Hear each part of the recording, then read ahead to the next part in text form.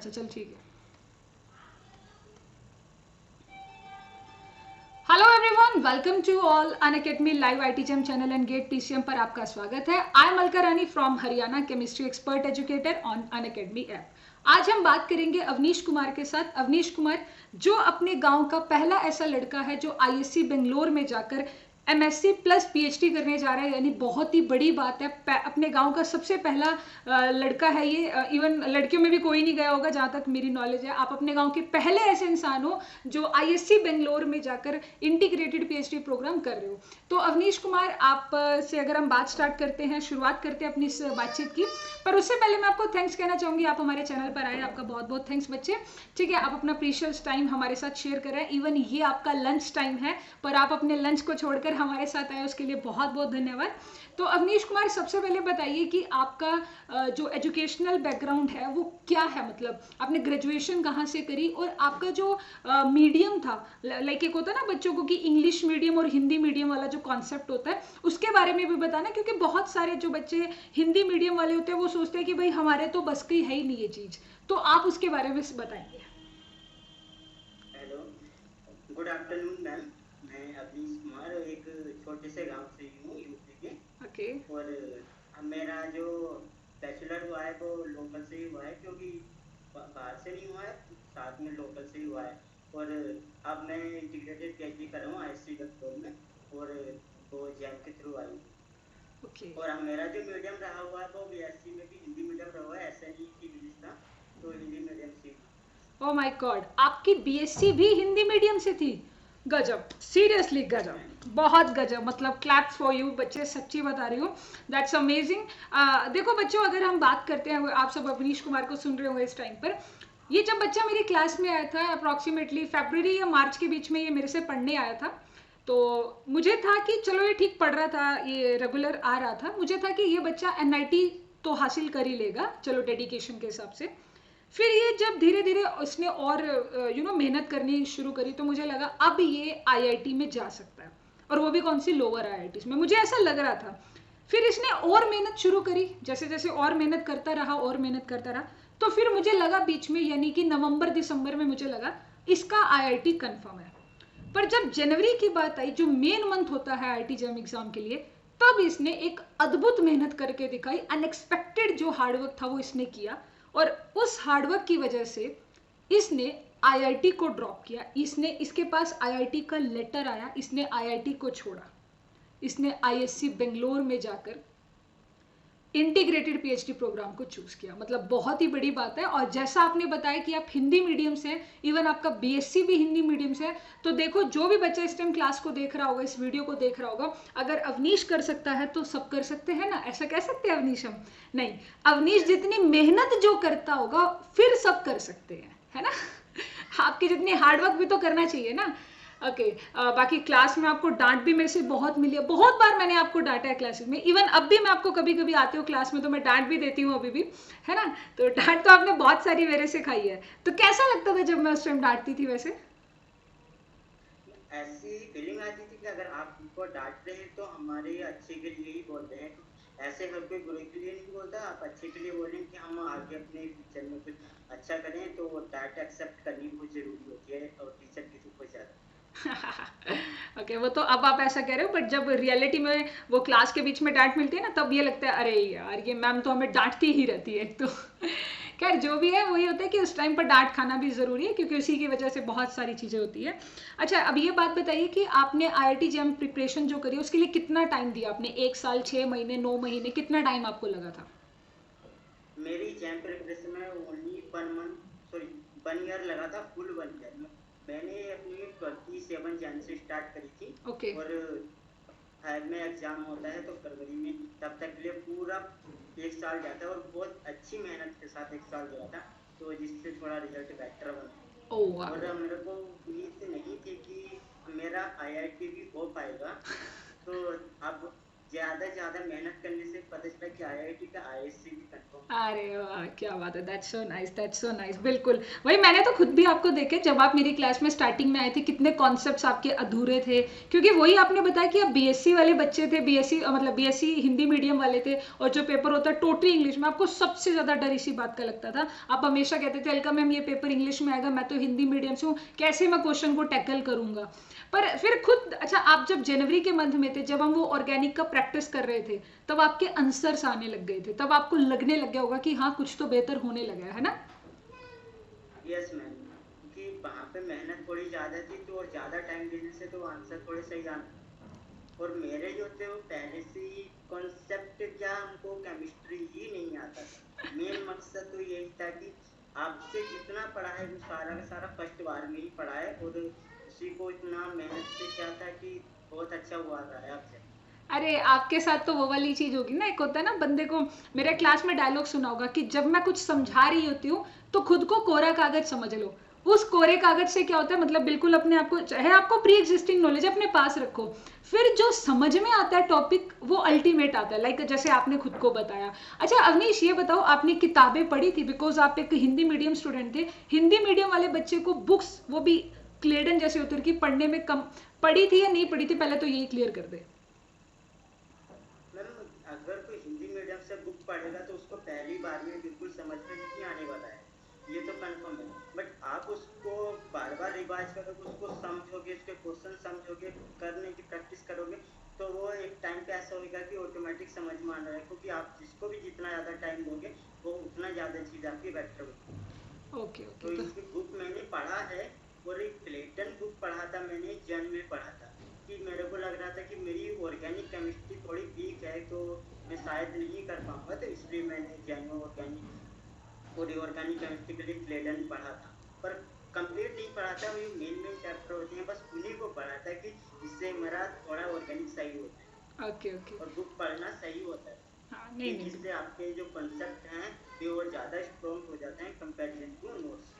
और आप नोट्स तो पढ़ते ही हो, नोट्स से क्वेश्चंस होते हैं, वो एग्जाम का जो पेपर आने वाला है वो ज़्यादातर फॉर्मूला बेस ही आता है, जी। कि इतना ज़्यादा कंसेप्चुअल नहीं जाता है, ज़्यादातर हम्म। फॉर्मूला बेसिक क्वेश्चन आता है। तो आप बुक पढ़ेंगे तो और अच्छा रहेगा, क्योंकि जिससे आपके जो कंसेप्ट हैं वो ज़्यादा स्ट्रॉन्ग होते हैं।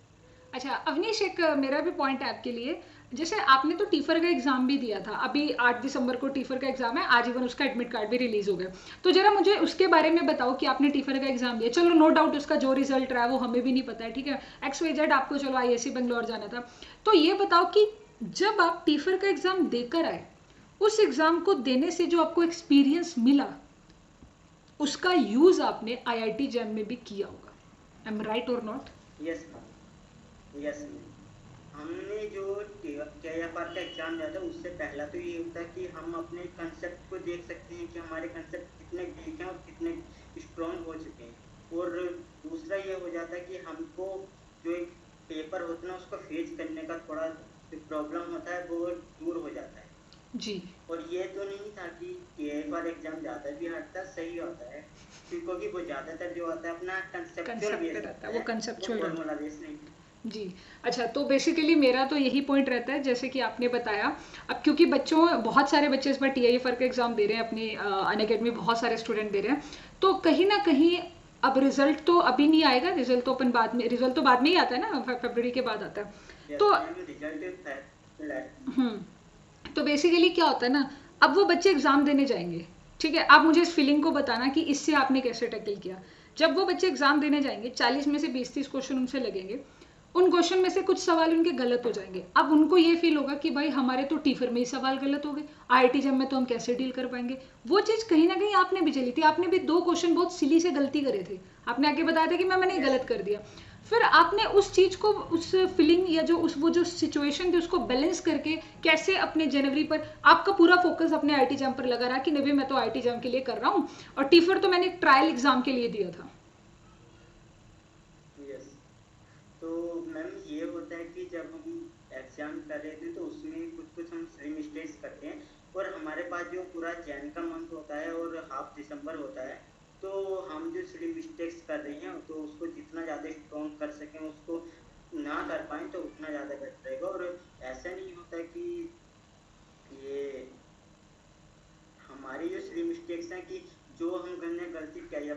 ये पेज हम गलती जनरेट ना कर पाए, कि इससे बेटर पॉइंट तो यही निकल गया। ओके अच्छा ये बताओ रिविजन्स कितनी बार, जो मेरे नोट्स थे आपने टोटली मेरे नोट्स को फॉलो किया है, आप तो ये कहेंगे, कह सकते हो कि ये जो नोट्स आपने अपने हाथों से लिखते हो, जब मैं क्लास में पढ़ाती हूँ हाथों से नोट्स लिखते हो, वही आपकी किस्मत को बदला है उन्होंने। ये यस बात मैम, है, ये बात 100% है राइट। ना? ये 100% है कि मेरे हाथों द्वारा इस पेन ने, जितने ये जो पेन मेरे हाथ में आपको नजर आ रहा है, इसी पेन ने कितने बच्चों की किस्मत को बदला हुआ है। तो अब ये बताओ आपने उन नोट्स को कितनी बार रिवाइज किया, एक बार, दो बार, तीन बार, कितनी बार रिवाइज किया?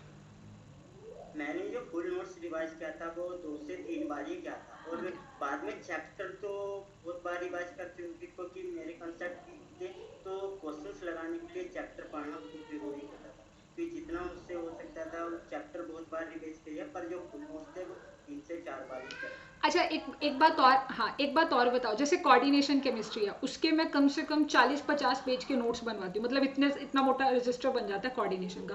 अब अगर अपन उसे रिवीजन करने लगेंगे तो हमें बहुत सारा टाइम लग जाता है, उसे रिवाइज करने के लिए बहुत सारा टाइम लगता है। तो सवाल ये है कि भाई उसे वहाँ पर जो हमारा क्या बोलते हैं उसे रिवीजन के लिए, पहली बार जब हम उसे रिवाइज करेंगे तो टाइम लगेगा, दूसरी बार करेंगे तो थोड़ा कम टाइम लगता है। ये बच्चे क्या करते हैं, जब पहली बार रिवीजन करने जाते हैं वहीं से गिव अप ले लेते हैं कि भाई एक ही नोट्स को रिवाइज करने में इतना टाइम लग रहा है तो कैसे चलेगा। आपने कैसे किया इस चीज को?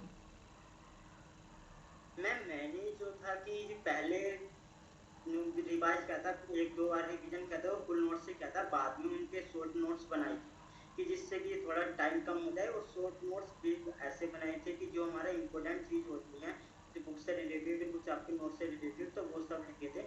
हाँ, शॉर्ट नोट्स बने थे 8 से 10 पेज के, पर वे बहुत ज्यादा हेल्पफुल रहे।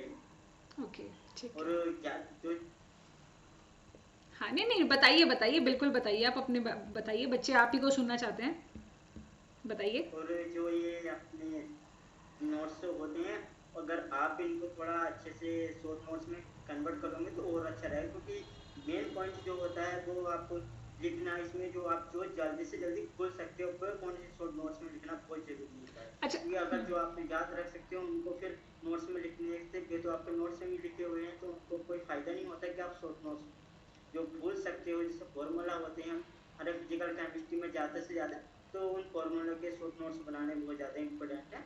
अच्छा आपको एक टाइम याद आया है, हमने आप ही के टाइम पे एक रिवीजन साइकिल में हमने क्या करते थे, सारे वो फॉर्मूलाज लिख दिए, फिर कहते थे भाई अब कोई चीटिंग नहीं करेगा, एक पेज लेते थे, मैं खुद आप सबके सामने एक पेज निकालती थी, जितने फॉर्मूलाज याद हो गए बिना देखे सब अपनी नोटबुक पे लिखेंगे, वो कौन आपको याद होगा, ये यस। किया था हमने, है ना? हाँ इससे, है ना, ये चीज़ बड़ी बेनिफिशियल होती है। अच्छा एक चीज़ मुझे और बताओ, जैसे टेस्ट की अगर हम बात करते हैं तो बच्चे टेस्ट देते हैं, टेस्ट से अगर वो फुल मोकलेन टेस्ट देते हैं तो टेस्ट देने से कितना एक्सपीरियंस बढ़ता है?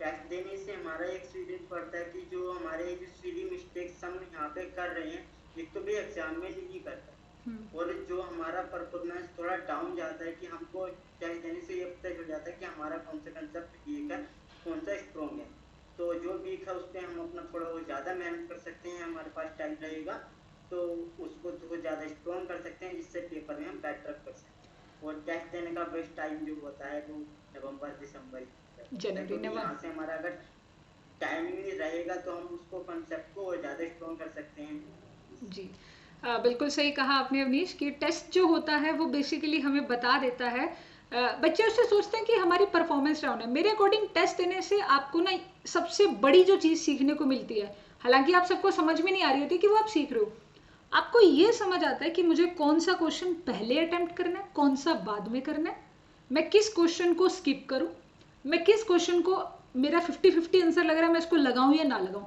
ये चीज़ आपको टेस्ट देने से आती है, क्लास में कभी भी नहीं आती है। क्लास के अंदर अपन प्रैक्टिस करते हैं, ठीक है? तो बच्चों वीडियो के डिस्क्रिप्शन में टेस्ट सीरीज का लिंक मिल जाएगा, अनअकैडमी की टेस्ट सीरीज का लिंक आपको वीडियो के डिस्क्रिप्शन में मिल जाएगा, तो वहां से आप टेस्ट को भी दे सकते हैं। अच्छा अवनीश ये बताइए कि आप अपने गाँव के पहले लड़के हो, है ना? तो आपके परिवार में जब आपको पता चला, क्योंकि आपने तो मेरे को कॉल किया था कि मैम मेरा हो गया आईएससी में भी, आईआईटी में भी आपने मुझे बताया, तो आप अपने फैमिली में अब पहले ही हो, फैमिली में क्या, अपने गांव में ही पहले, तो वो कैसी फीलिंग थी, मतलब उस टाइम पर क्या वाइब्स थी, वो भी मैं जानना चाहती हूँ। मैम पहले तो आईआईटी का मिला था, और आईआईटी से भी बहुत अच्छी बात थी, पर अब उसके अगले नेक्स्ट दिन ही हमको आईएससी का मिला है कि आपका आईएससी में सिलेक्शन। उस दिन का तो बहुत अच्छा, मतलब ना ज़्यादा नहीं सकते कि अपनी अंदर की मन की फीलिंग तो बहुत ज्यादा जिसकी उम्मीद भी नहीं थी आज वो हमारे पास आ चुका है जी, और वो सिर्फ और अच्छा सिर्फ लगेगा आपकी तो मेहनत थी, बहुत ज्यादा है ना? जी। यस हाँ, वो मेहनत का फल है बच्चे। दिवाली होती थी, आपका बर्थडे, हमारा बर्थडे, मैं हमेशा क्या बोलती थी, नवरात्रि चल रही है कि अरे भाई कोई बात नहीं, इस बार नहीं सेलिब्रेट करोगे तो क्या हो जाएगा, अगले साल आईएससी आईआईटी में जाके सेलिब्रेट करेंगे। तो ये सब अब आप देख रहे होंगे कि ये सच बात है ना? लगता है नेटवर्क इशू हो गया है। हेलो यस अवनीश, मैम आपका वीडियो स्टक हो गया था हेलो बीच में। ओके, तो जैसे यस आपके मैम अभी ठीक है, आई थिंक सो, अभी आवाज आ रही है मेरी? यस हाँ। हाँ तो जैसे आपने अपने पेरेंट्स को बताया कि जिस दिन आपका आईआईटी हुआ कि मैं मेरा भाई आईआईटी हो गया, अगले दिन आपको पता चला आईएससी, तो पेरेंट्स का क्या रिएक्शन था उस टाइम पर? मतलब वो बहुत खुश थे? मैम वे तो बहुत ज्यादा खुश थे कि उनको भी उम्मीद नहीं थी कि आईएससी हो पाएगा ओके। कि उस दिन बहुत ज्यादा खुश थे और यही बोले थे कि बस थोड़ा अपना मेहनत आगे तक करते रहना तो और भी ये जो मुसीबत आएंगी इनसे थोड़ा लड़ रहे हैं और जिससे ज्यादा फ्यूचर में और अच्छा हो जी, क्या बात है, बहुत बहुत ही ज़्यादा, बहुत ज़्यादा अच्छी बात कही आपके पेरेंट्स ने। ठीक है, मतलब उनको थैंक तो मैं भी थैंक्स कहना चाहती हूँ, ये बात कितनी बेहतर बात कही है, ये बात से मुझे भी बहुत कुछ सीखने को मिला है, वेरी नाइस। तो मतलब देखो, अगर आज आप आईएससी बेंगलोर में हो और आप यहाँ पर पढ़ रहे हो, आपको एक अलग एनवायरनमेंट मिल रहा है, आपको पता है आईएससी बेंगलोर में कौन कौन पढ़कर गया हुआ है। हम क्वांटम में क्या बात करते हैं, एक हम क्वांटम केमिस्ट्री पढ़ते हैं, तो उधर अपन एक बॉन करके हम पढ़ते हैं, वो पता नहीं मैंने आपको बहुत वो कॉरेस्पॉन्डेंस प्रिंसिपल जो हम पढ़ते हैं, वो जो साइंटिस्ट है वो आईएससी बेंगलोर में 6 महीने के लिए पढ़ने आए थे। अब आप देख लो कि यस मैम जिनसे, है ना, ये पढ़ा होगा आपने, जिनकी यस मैम किताबें पढ़ी हैं, आर के प्रसाद में भी है जो उनका कॉरेस्पॉन्डेंस प्रिंसिपल होता है, वो उनसे उनकी ही जगह पर बैठकर आप आईएससी बेंगलोर में पढ़ रहे हो, तो ये बहुत बड़ी बात है बच्चे। और मैं तो चाहती हूँ कि आप बहुत आगे जाओ, और जो आपकी एक स्पेशल पॉइंट है अवनीश कुमार, वो है आपका निरंतर मेहनत करना। आप लगातार मेहनत करते हो, है ना? तो बहुत बढ़िया। और अच्छा, आप अभी बच्चों को क्या मैसेज देना चाहेंगे जो बच्चे आईआईटी जैम या टीआईएफआर एग्जाम की प्रिपरेशन कर रहे हैं? मैम उनके लिए यही मैसेज है कि आप अपने को किसी से कमजोर नहीं समझना कि हाँ हम नहीं कर पाएंगे, बस एंड तक अपना जो है प्रयास से निरंतर रखना और हमेशा जो है ये पॉजिटिव वाइब भी रखना चाहिए कि हमारा हो जाएगा, कि ये निगेटिव वाइब तो आना ही नहीं चाहिए और बहुत सारे अप डाउन आएंगे आपकी एग्जाम प्रिपरेशन की, तो सभी को आपको मैनेज करना पड़ेगा और थोड़ा अपने साइड से अच्छी परफॉर्मेंस करना तो 100% निकलता है, बस मेहनत बरकरार होनी चाहिए और कंसिस्टेंसी होनी चाहिए। ठीक है, thank you so much Avnish अपना टाइम देने के लिए। अभी आप भी लंच लंच के लिए जा सकते हो, और thank you so much once again इन सब बातों के लिए। और आप अभी आईएससी बेंगलोर में कैसे, कितना फीस स्ट्रक्चर है, आईएससी बेंगलोर में कैसी पढ़ाई होती है, ये सब अपन एक लास्ट में और सेशन करेंगे। अभी बच्चों को पढ़ने देते हैं, उसके बाद में हम बात करेंगे कि आईएससी बेंगलोर में अभी आप किस तरह की लाइफ को जी रहे हैं। ठीक है, thank you so much once again. Thank you.